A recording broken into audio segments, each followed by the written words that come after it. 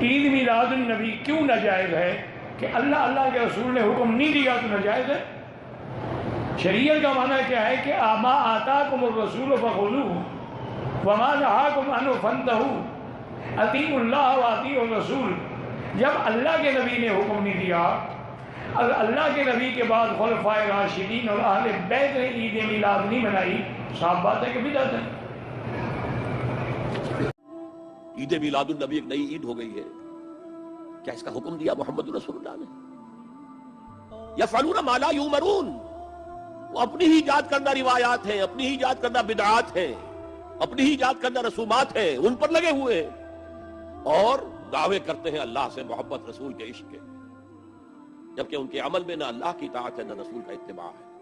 हाँ, यहां पर उन लोगों को दलीलों की जरूरत होती है जिन लोगों के दिलों में बुग़्ज़ रसूल पाया जा रहा है, अदावत रसूल है। इसीलिए दलीलें अपनी जगह पर मैं पेश करूंगा। मिलाद मनाने के सबूत क्या हैं, दलाइल क्या हैं, कुरान पाक से भी साबित है मेरे अजीज। कुरान पाक से मैं आपसे पूछूं कि अल्लाह रब्बुल इज्जत ने कुरान पाक में एक आयत नाजिल फरमाई जो ईसा अलैहिस्सलाम के मुतालिक है। उन्होंने दुआ की थी, रब्बना अंजिल अलैना माइदतम मिनस समा तकूनु लना ईदन लिअव्वलिना व आखिरिना। ऐ हमारे रब, आसमान से एक दस्तरखान उतार। तवज्जो चाहता हूं, जिसे दलील चाहिए, आसमान से एक दस्तरखान उतार। ऐ अल्लाह, तू मेरी उम्मत के लिए आसमान से खाने नेमत उतार। और जिस दिन वो दस्तरखान उतरेगा, ईसा अलैहिस्सलाम यूं अर्ज करते हैं, तकूनु लना ईदन लिअव्वलिना व आखिरिना, वो दिन हमारे अगलों के लिए भी ईद का होगा, पिछलों के लिए भी ईद का होगा। कौन सा दिन? जिस दिन सिर्फ दस्तरखान उतरे। कुरान कह रहा है वो अगलों पिछलों सबके लिए ईद का दिन है, और जिसके सदके में पूरी कायनात को दस्तरखान मिले, वो जिस दिन आए, क्या वो अगलों और पिछलों के लिए ईद का दिन नहीं होगा? कुरान पाक आप उठाएं, रसूल पाक सल्लल्लाहु तआला अलैहि वसल्लम की तशरीफ आवरी के लिए खुशियां मनाना जायज है नाजायज है, इस पर तुम पड़े हुए हो। आज हुजूर पाक सल्लल्लाहु तआला अलैहि वसल्लम की विलादत बासआदत पर विश करना चाहिए या नहीं, इस पर आज देखें बहुत सारे लोग मातम कर रहे हैं। मुहर्रम में बेचारे काले लोग मातम किए जो ऊपर से थे, अब मिलाद आते ही अंदर से जो काले वो मातम शुरू कर चुके हैं। उनका सिर्फ और सिर्फ यही कहना है रसूल की मिलाद ये सिर्फ बरेलवियों का है। और इसीलिए मैंने शायद कल या परसों कहा था, सुन्नी हो आप सबसे कोई पूछे तो यही कहो, मिलाद मनाना कहां लिखा है? सुन्नियों की किस्मत में लिखा है। ठीक है, यह हमारी किस्मत में लिखा है। कुरान की आयत के जरिए से भी मैं तुम्हें बताता हूं। अल्लाह रब्बुल इज्जत फरमा रहा है, कुल बिफज़लिल्लाहि व बिरहमतिही फबिज़ालिका फलयफ़रहू। 11वें पारे की आयत है।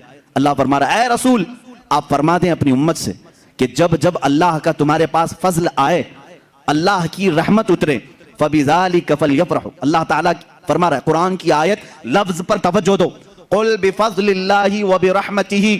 ऐ महबूब आप फरमा दें अल्लाह का फजल जब उतरे और अल्लाह की रहमत जब तुम्हारे ऊपर आए, फबिज़ालिका फलयफ़रहू, तो ये जैसे ही मिले उम्मत को चाहिए कि खूब खुशियां मनाए। कौन कह रहा है? रब्बे ज़ुल जलाल।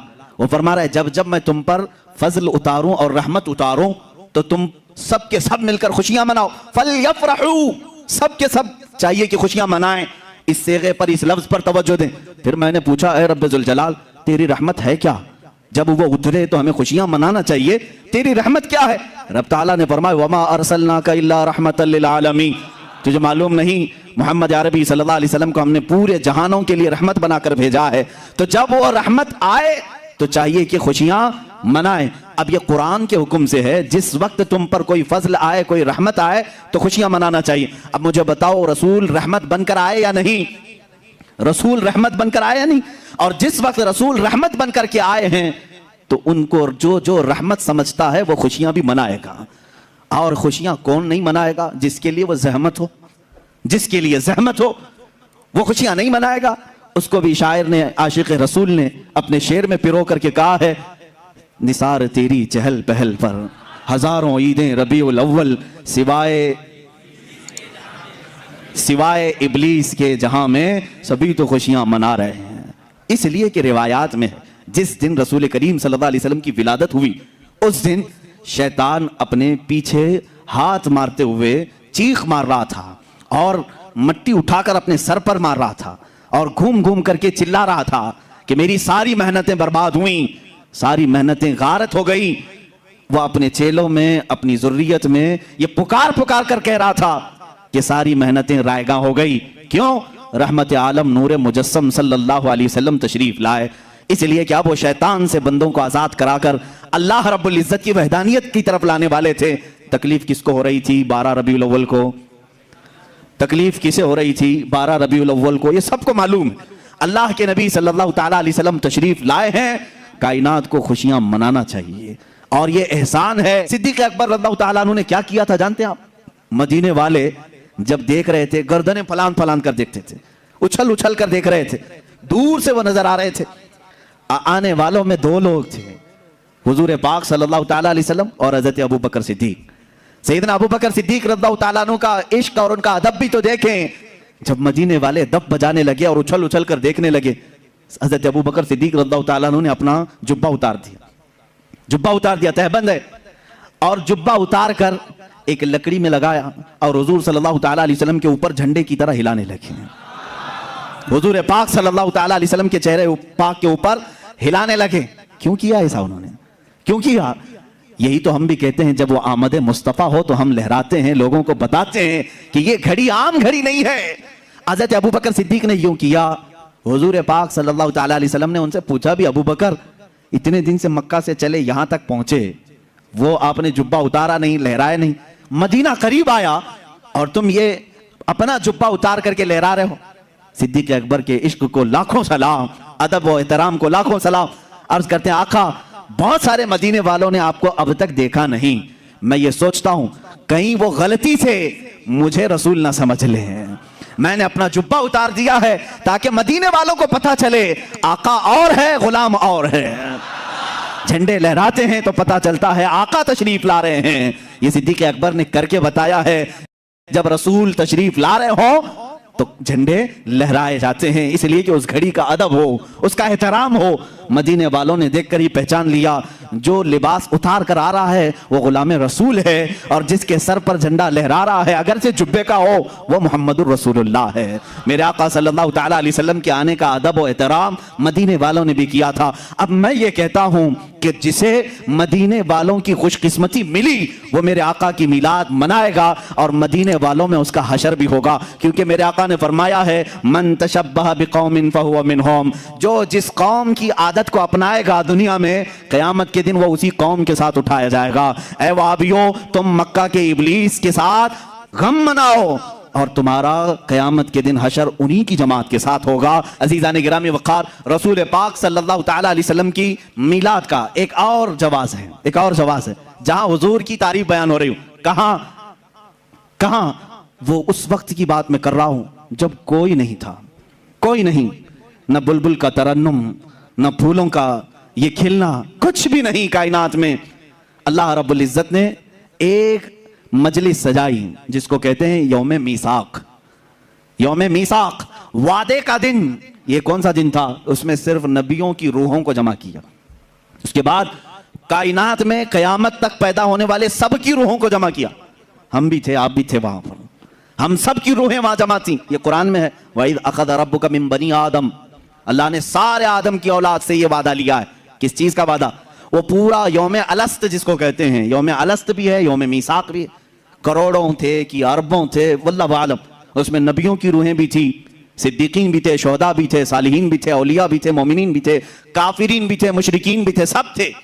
सब की जमात में अल्लाह ने सबसे पहला सवाल ये किया, अलस्तु बिरब्बिकुम, क्या मैं तुम्हारा रब नहीं हूं? सारी रूहें चुप थी, खामोश थी।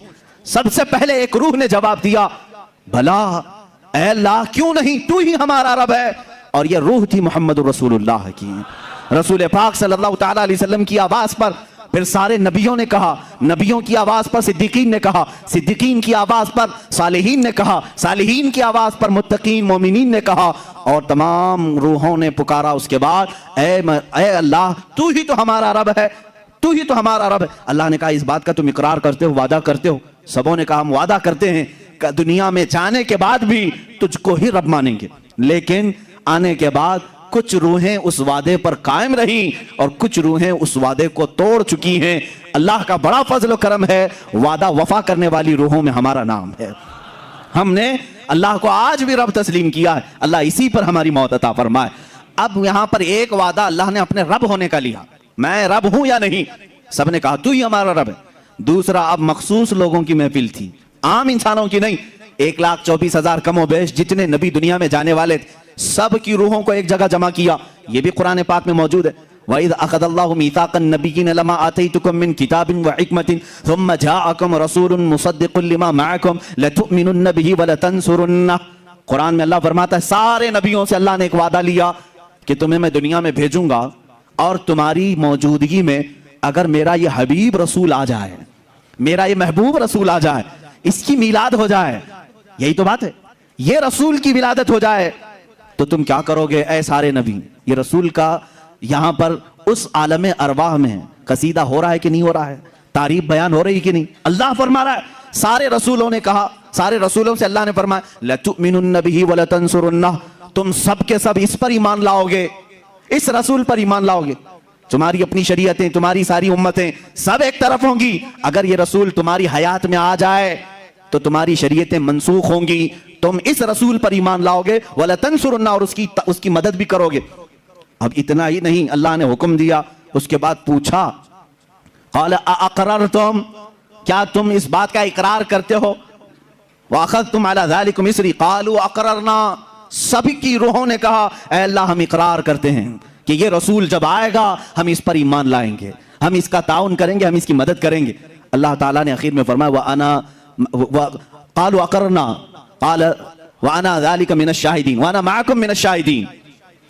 अल्लाह ने फरमाया याद रखो इस बात पर मैं भी तुम्हारे साथ गवाह रहूंगा। हुजूर पाक की आमद का तज़किरा कहां हो रहा है, हुजूर की विलादत से कई हजार साल पहले, हुजूर की आमद से कई हजार साल पहले। मुझे बताओ, मीलाद की मजलिस आज हम सजा रहे हैं, मैं तो कहता हूं जब कोई नहीं था तब भी अंबिया के दरमियान अल्लाह ने अपने रसूल की तारीफ बयान की। यही तो मजलिस मीलाद का मकसद है।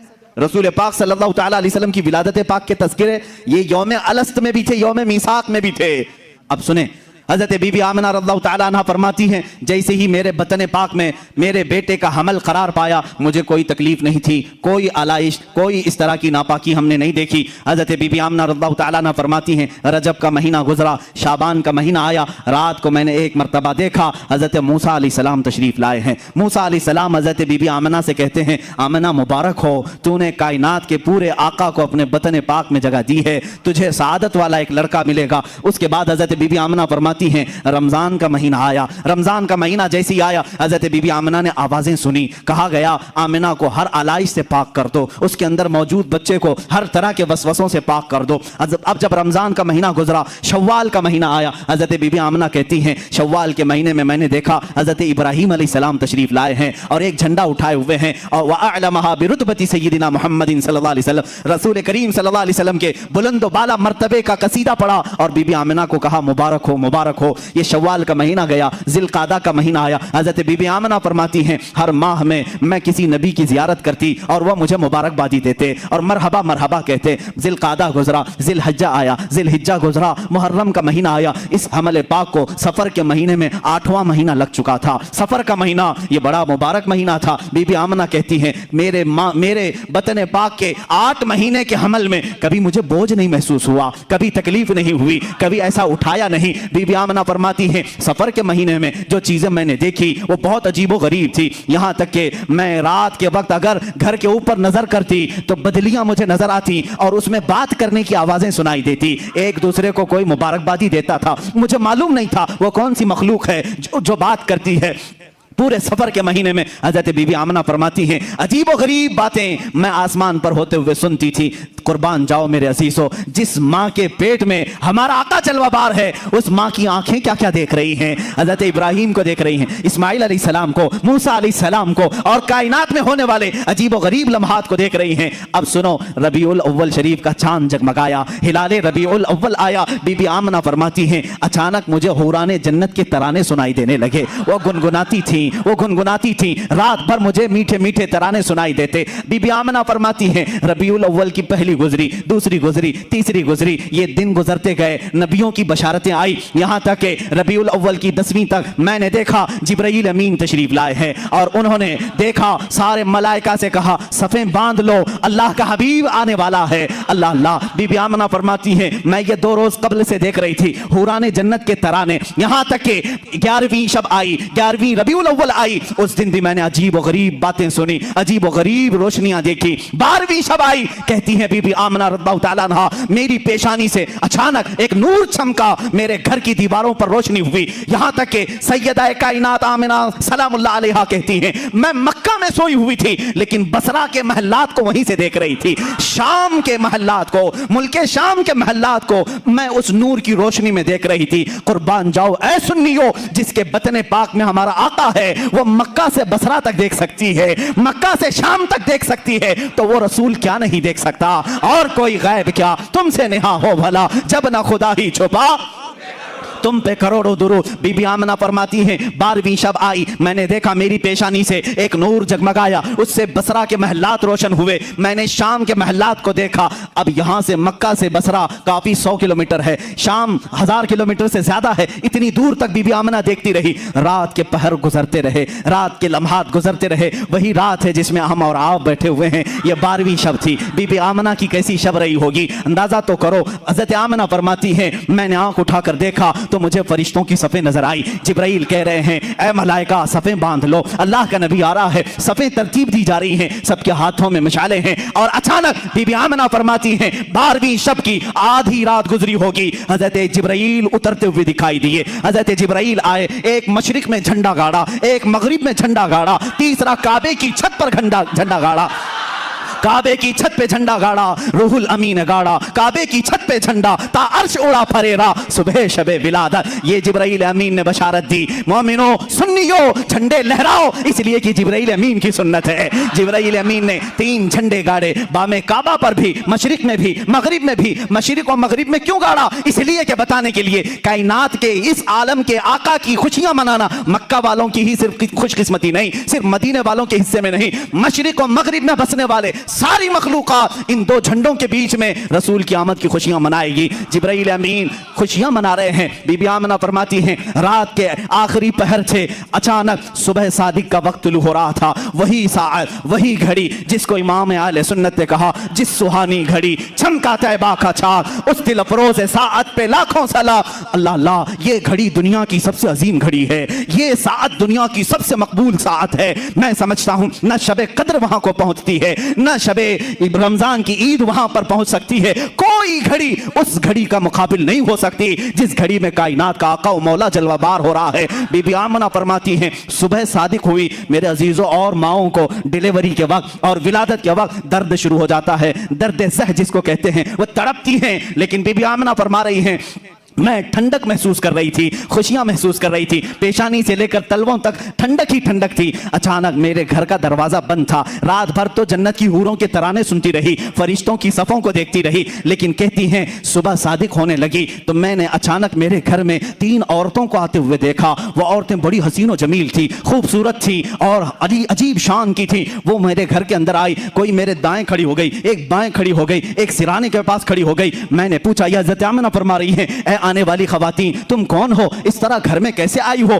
वो खवातीन कहती हैं ऐ आमिना ना घबरा, हम तेरे आने वाले मौलूद की दाया बनकर आई हैं। हम कौन है तुझे बताती हैं। एक खातून ने कहा मेरा नाम सैयदा हव्वा है, मैं पूरी कायनात की माँ हूँ। दूसरी कहती है मेरा नाम सैयदा आसिया है जो जन्नत की पाकीज़ा खवातीन में से हो। तीसरी कहती है मेरा नाम सैयदा मरियम है जिसकी पाकी की कसम कुरान खाता है। ऐ मेरे अजीजों, ये 3 पाकीज़ा खवातीन बीबी आमिना के सिराने खड़ी हैं, विलादत बासआदत के वक्त दाया बनकर के आई है। क्या शान है आका तुम्हारी, क्या शान है आका तुम्हारी। हाँ, दुनिया में किसी को यह सआदत नहीं मिली होगी जिसको किसी अजनबी ने न छुआ, वो बीबी मरियम मेरे रसूल की दाया बनकर आई है, बीबी आसिया दाया बनकर आई हैं। अचानक मेरे सैयदा कायनात आमिना सलामुल्लाह अलैहा फरमाती हैं इन दायाओं से बातचीत हो रही थी। सुबह सादिक की घड़ी आई, अल्लाह अल्लाह, वो नूर खुदा, वो रहमत आलम, वो रसूल पाक जिसको कायनात के आका व मौला होने का शरफ अल्लाह ने अता किया, वो इस दारे व इस दुनिया गीती में जलवाबार हुआ। मेरी आंखें थोड़ी देर के लिए बंद हुई, जब मैंने आंखें खोली, हसीन गुलाब से ज्यादा चमकता हुआ चेहरा, वो नूर वाला तशरीफ ला चुका था, वो कायनात को जगमगाने वाला, वो आलम बाला का रसूल, वो आलम सुफला का रसूल, वो आलम जिन्नात का रसूल, वो आलम मलकूत का रसूल, वो आलम हैवानात का रसूल, वो 18,000 आलमों का रसूल बीबी आमिना के बतन पाक से जलवाबार हुआ। लेकिन किस शान से, अलग ऐसे आम बच्चों की तरह ना समझो। बीबी आमिना फरमाती हैं, मैंने नजर उठाकर देखा, चांद से ज्यादा हसीन चेहरा है, ना जिसमें पाक पर पेट की कोई गंदगी या आलाइश लगी हुई, कुछ नहीं, बल्कि वो नहा करके चमकते हुए बूंदों के साथ आया हुआ था। ऐसे तारे टपक रहे थे, तारों की तरह चेहरे पाक पर पानी के कतरे झिलमिला रहे थे। बीबी आमिना फरमाती हैं, मैंने नजर किया, हजरत आमिना वो जो तस्वीर खींची है, सदा कुर्बान जाओ मेरे अजीजों, कायनात के आका व मौला की तस्वीर, उनकी मां से ज्यादा हसीन कौन बता सकता है। हजरत आमिना कहती हैं, मैंने अजीब व गरीब बात देखी, मेरा शहजादा जब जलवागर हुआ, आम बच्चों की तरह रोते चिल्लाते नहीं आया, बल्कि सबसे पहले मैंने सुना उनकी जुबान पर था उम्मती उम्मती उम्मती उम्मती उम्मती उम्मती। उसके बाद मैंने उनको सजदे के आलम में देखा। कौन है वो बच्चा जो पैदाइश के दिन अपने मौला के हाथ सजदा रेज है, पेशानी जमीन पर है, कायनात के आका व मौला एक दिन के हैं आज, लेकिन सजदे के आलम में है। हज़रत आमिना फरमाती हैं, जैसे ही ये 3 दायाओं ने उठाया, अल्लाह अल्लाह, बीबी आमिना फरमाती हैं, खुशी से मैं झूम गई, न दर्द था न तकलीफ थी, लेकिन इस हसीन गुलाब को देखने के बाद रूह में और एक खुशी और फरहत और इंबसात आ गया। उसके बाद कहती हैं, मैंने नजर किया, नाफ कटी हुई थी, जब वो बच्चों की नाफ होती है, काटा जाता है 6 दिन के बाद, आप नाफ बुरीदा थे, और मैंने देखा रसूल पाक सल्लल्लाहु तआला अलैहि वसल्लम खतना शुदा पैदा हुए थे, मखतून थे, और मैंने देखा, बीबी आमिना फरमाती हैं, रसूल पाक के चेहरे को आंखों में सुरमा पहले से लगा हुआ था, मकहूलन मदहूनुन मखतूनुन मलफूफ